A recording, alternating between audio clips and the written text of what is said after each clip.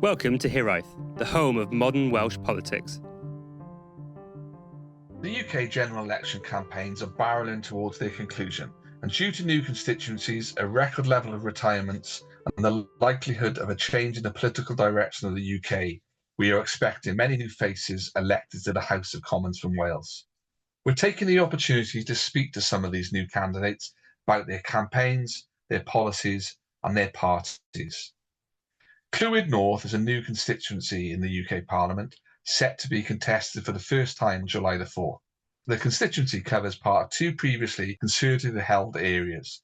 The majority of the former Clwyd West constituency, once represented by David Jones, who is now retiring, and the rest is the Vale of Clwyd constituency, which is being abolished. Joining us this evening is Councillor Martyn Hogg, party candidate for Clwyd North for the Green Party. Good evening, Martyn. Evening. Thanks for having me. No, thank you for joining us.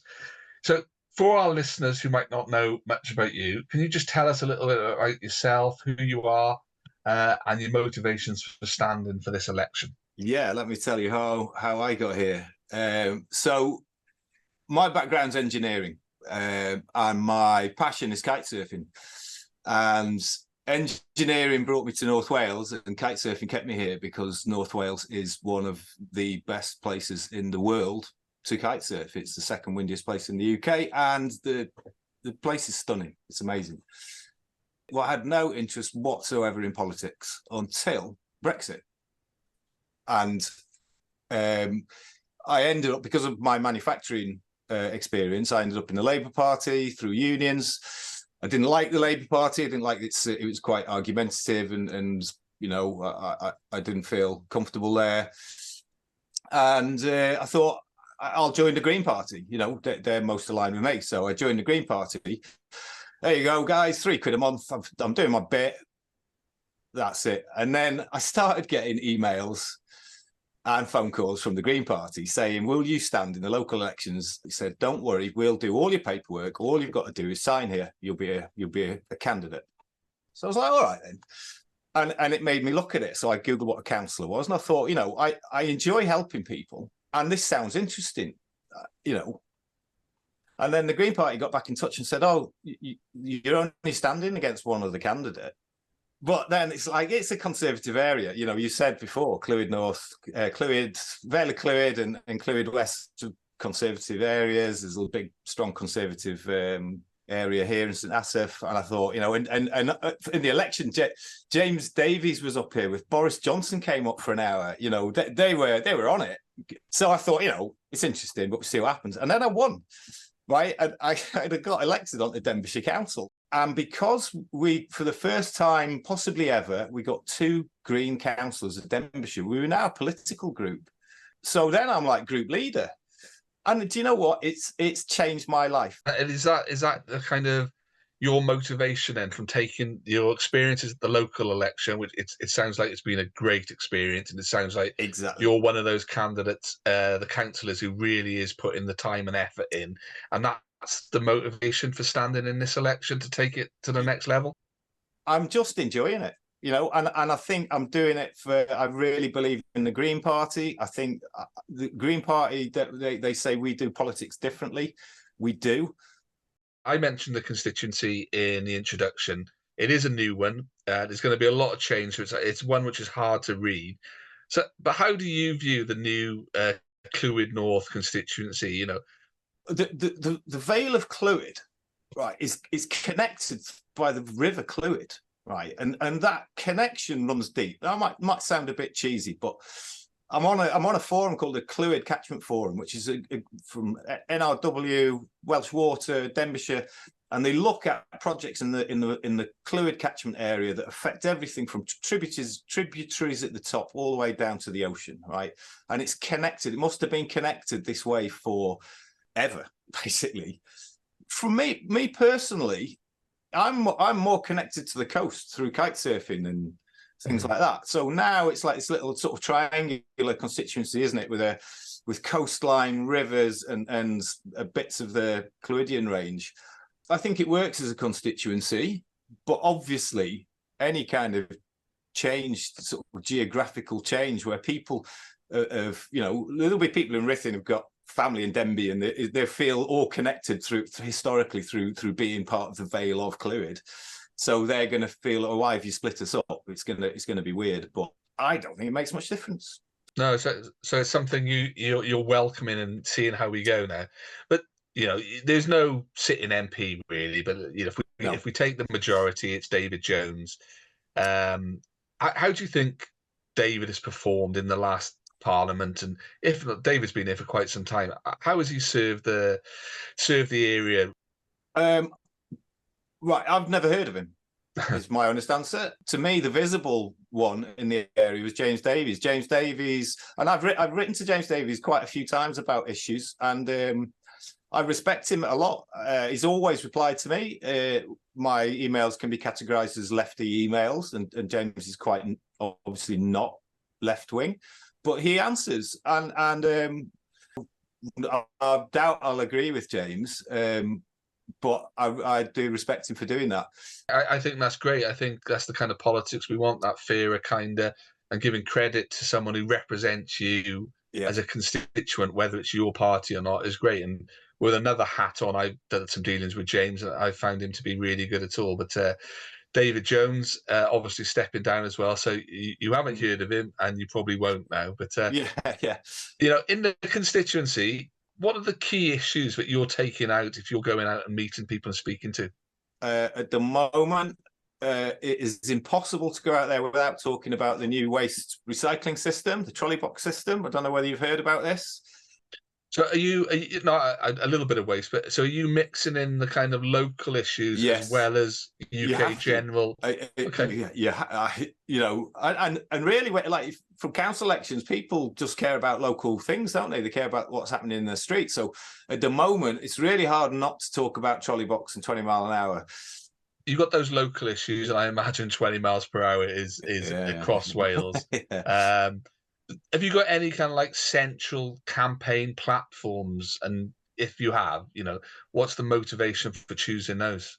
I mean, I'll talk about water quality, but again, obviously the kite surfing comes into it. I don't like having to check the surface against sewage app to see if there's poo in the water before I go kite surfing. And obviously I'm on the Clwyd forum. I'm really interested in the flood risk side of things. I'm really interested in sustainable drainage systems that are put in through new housing developments. So water quality issues from an environmental point of view, I'm quite happy to talk about. And people are interested in that, but I think they're more public or funding of public services is affecting a lot of people, I think. And then there's NHS as well, but it's a bit weird, isn't it? This is devolved power, and this is that confuses people a lot of the time. But in this area, one of the things that gets mentioned a lot of the hostings is they were supposed to build a new community hospital in Rill to replace the Alex, and that's just one of these projects that's dragged on and on and on for various reasons. But it's a political football that gets dragged up. I think water is going to be a big issue across the UK. You can't. It's been in the news loads as well, hasn't it? So. It has. It's something which does need that platform. But you're also finding that what you'd call devolved issues, like that local NHS issue, that's something which is coming up locally. And while it's devolved, the financial side of NHS Wales is linked to the UK government. So you're finding that's something which is you can campaign and comes back to you. I can talk a lot about it after seeing what it looks like from inside a council looking out and having really hard discussions where the council officers are going, which services do you want to cut? And I've got this graph, right? They laugh at me because being an engineer and liking data, I'm always like, I want to see a graph. I want one that tells a good story. So I have this unofficial graph of the year competition. And I think it's been won this year from a graph in January, which showed the increase that we got from Welsh Government as a bar chart, and then a line above it, which was the pressures that they faced each year. And the difference between where the line was and the bar was is either how much we need to raise council tax by, or car parking fees or whatever, or how much we need to reduce services by. And when you look at this graph, right, and you understand what it's telling you, the gap between the bar and the line is how much we've had to slash public services year on year on year on year. And it's there in a picture why the libraries are closing, why the public toilets are closing, why the schools didn't get enough this year. It's because there's always a gap. The cost of providing services goes up due to inflation and increased demand on homelessness and adult social care and all the rest of it. The demand goes up, the cost goes up with inflation, and the amount of money that we get from government doesn't go up by the same amount. And that graph, however you want to look at it, is austerity, right? And you can point at too many Senedd members, you can point at wasting money on 20 miles an hour if you want, but to me, that is austerity. So I am more than happy to talk about that on the doorsteps, and I think it resonates with people. And when I show them that graph, I've used that graph. I've taken it with me. I've always got a copy on me, says always. I think I've got one here. It's such a powerful message because it lays it out in front of people that. And the other thing as well, the majority of the council's budget is education, adult social care, and children's social care. It might be, I don't know, 70% of the total budget, and we protect that. We try to protect that. So the millions we have to find are not on the total budget. The millions are on that remaining 30%, which they're just getting hit year on year on year, and it's depressing to sit there and think what should we cut next, because it's been cut. There's nothing left to cut. Yeah, I think it's one of those messages which doesn't sink in with a lot of the population. I had a discussion this week where somebody was trying to say that local services are nothing to do with general election campaigns, when of course they are, because that is where the funding comes from. People, it's not all from your council tax and business rates. It's central government, whether it's via Welsh government, whether it comes from Westminster. So that's obviously something you can campaign on. Yeah. Are there any kind of Green Party policies which are causing difficulty for you during the campaign? Actual policies? I've not had anyone, have a problem with any policies, but I don't know how well people actually go and read manifestos. I mean, I really promote a website called voteforpolicies.org, because I say, look, don't take my word for it. I'm a politician. And although, we pledge to tell the truth and be open and honest, and we've signed the full fact pledge and the reform political advertising pledge, I said we're politicians. It's our job to convince you. Go and use voteforpolicies.org, right? They'll show you policies with no colour behind them. There's no badge on it, right? And just read the policies and check which ones you like the most, and it'll show you at the end. It'll give you a breakdown of, were you Green, were you Labour, were you Conservative, Plaid Cymru, whichever you resonate with. So I try and tell people to do that, because then people are actually thinking about the policies. I think politics is tribal, and I think people hear what they want to hear. The hostings I've gone to, there's not many swing voters there, eh? There's a tribe, there's a fan club rocks up for each candidate, and then some of those voted Tory or Labour all their lives are never going to change. So I've not had anyone say, I have a real problem with your policy on this. But one of our policies is 20 mile an hour. Okay, so they might not know it's one of our policies.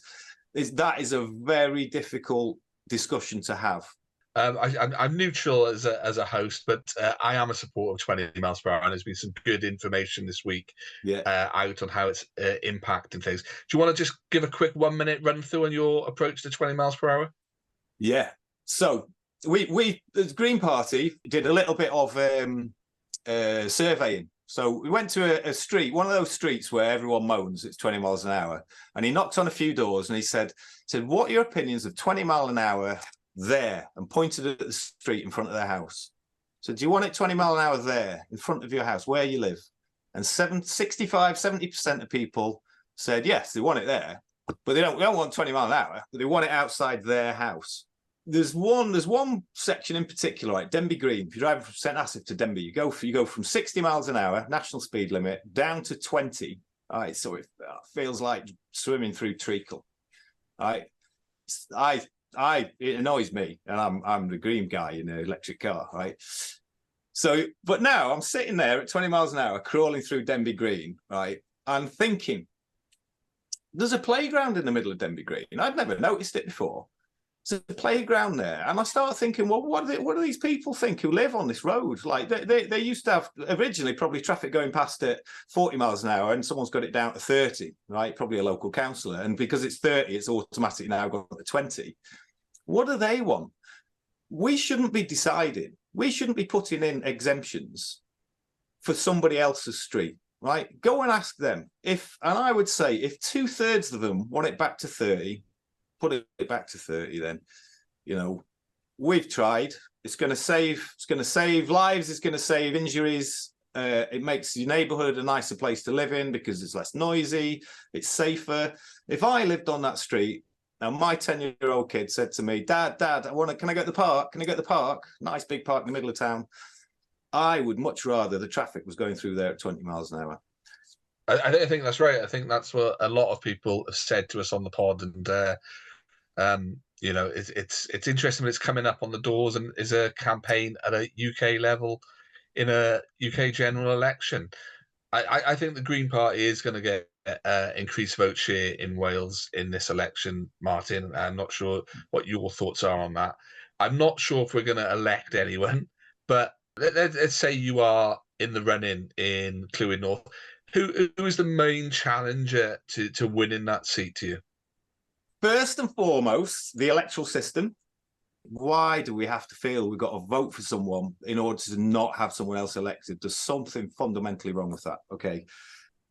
Obviously, I think it's between Jill German, who I work with. She's a lead member for education at Denbighshire, and Darren Miller, who I'd never met before, but I've met twice now at the hustings. Just for the parties on that, I think people might hear that Darren Miller is a conservative, but Jill is Labour, yeah? Jill is Labour, yeah. I think they're obviously they're the main parties. They're the strongest in terms of numbers. I've met them all now, though, through the hustings, and that one thing that's been brilliant. I sat there and, you know, I felt like imposter syndrome, like these guys are polished politicians, eh? These guys have been doing it for a while, and I could learn a lot from these guys. I can't stand the arguments, the pointing and blaming. I think I'm sick of that. I hope voters are getting sick of that and think, you know what? I don't want someone like that representing me. I want something different, and I'll pick. Maybe I'll consider one of the others. So it's between Labour and Conservative. We're coming to the end of this particular interview. You know, what do you think the mood music is across the country and across Wales, across the UK? You know, what do you think the mood is like? And you know, let's be fair. Now we're looking at July the 4th. What do you think the outcome's going to be? I've got to hesitate because I distrust the press a little bit, right? And the messages that we get on that. But it feels like the country's ready for a change. And we're just sort of waiting to see what that change is going to look like. I think there is a far-right movement out there that concerns me a little bit. I think Labour run the risk of being too confident, but it does feel like it's going to be a Labour landslide. I think huge majorities are really bad for the country. Smaller majorities and more diverse MPs is much better. I think it means we listen and we collaborate more.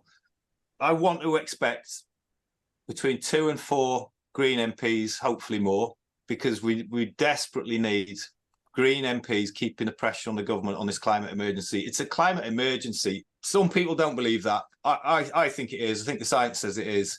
We're not acting like it's an emergency because no one's really pushing the government. The Tories have been hopeless on it. They've been successfully sued for not having a credible net zero plan.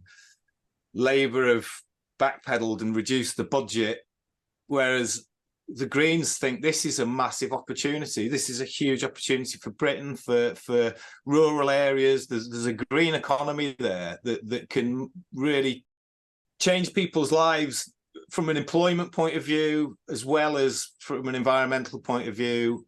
it's a huge opportunity, and we should be maximising that, not shying away from it, and deciding to just pay for the to adapt instead of change. And we shouldn't make excuses like China aren't going to do it, so we shouldn't bother.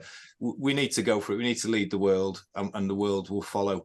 So I am just praying that enough people are bold enough to go, Labour are going to win, so we can afford to chance our vote on Green, and send a message that we do care about the environment, that we should have some people championing it. That's what I hope the mood is. Anyway, that's what I hope the mood is. I think you've summed up it for a lot of people here. I appreciate that. I think there's a pod out this week, our manifesto episode, where we have a question about climate change and things, and it hasn't featured to the extent that you'd think it probably has. It's still not one of those leading policies, which I think might surprise a lot of people. Look, these pods are very quick bullet pods, so that's all we've got time for with you, I'm afraid. Yeah, I've really enjoyed it again. Thank you. No. Appreciate your time. We got missed off the BBC Wales debate, didn't we?